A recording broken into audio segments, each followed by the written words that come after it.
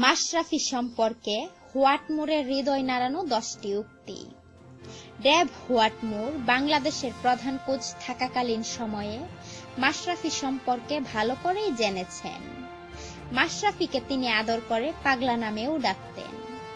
মাশরাফি সম্পর্কে হোয়াটমোরের হৃদয় নাড়ানো 9টি উক্তি রয়েছে, যা জানলেই তাজ্জব হয়ে যাবেন।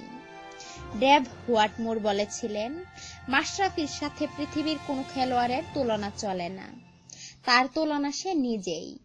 কারণ 1. নিউজিল্যান্ডের গতিদানব শেন বন্ড 2 বার সার্জারির পরই ভয়ে ক্রিকেট ছেড়ে দেন। 2. বিশ্ববিখ্যাত ইংলিশ অলরাউন্ডার অ্যান্ড্রু ফ্লিনটফ মাত্র একটি সার্জারির ভয়ে ক্রিকেটকে গুড বাই জানিয়েছেন। 3. মাশরাফি একমাত্র ক্রিকেটার যিনি পরপর 7টা মারাত্মক সার্জারি করেও এখনো ক্রিকেট চালিয়ে যাচ্ছেন। বিশ্বের কোন ফাস্ট বোলারই 2 বারের বেশি সার্জারি করে খেলতে পারেননি, কিন্তু তিনি এই অসাধ্য ব্যাপার সাধ্য করেছেন। 4. মাশরাফি একমাত্র পরিশ্রমী ক্রিকেটার যার ওজন বেড়ে যাচ্ছে বলে ক্রিকেট ছাড়ার আশঙ্কা ছিল, তাই তিনি 1 মাসে 12 কেজি ওজন কমিয়ে সবাইকে আশ্চর্য করে দিয়েছিলেন। 5.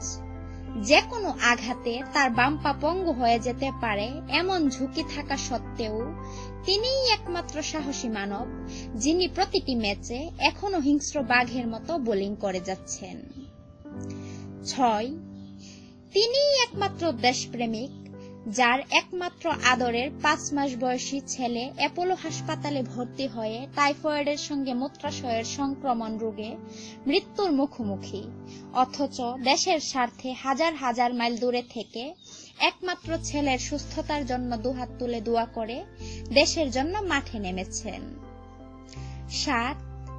মাশরাফি একমাত্র ক্রিকেটার যে প্রতি ম্যাচ শেষে হাঁটুতে জমে যাওয়া রস নিজে সিরিঞ্জ দিয়ে বের করে ফেলেন।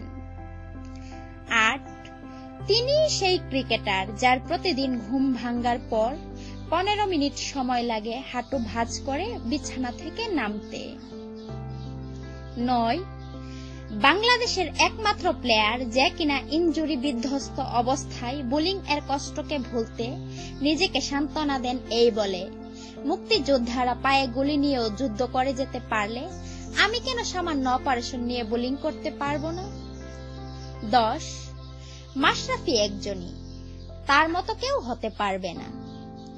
আল্লাহ মাশরাফি ভাইকে আরো অনেক দিন হায়াত দান ও সুস্থভাবে যেন বাঁচিয়ে রাখে সেই দোয়া করি।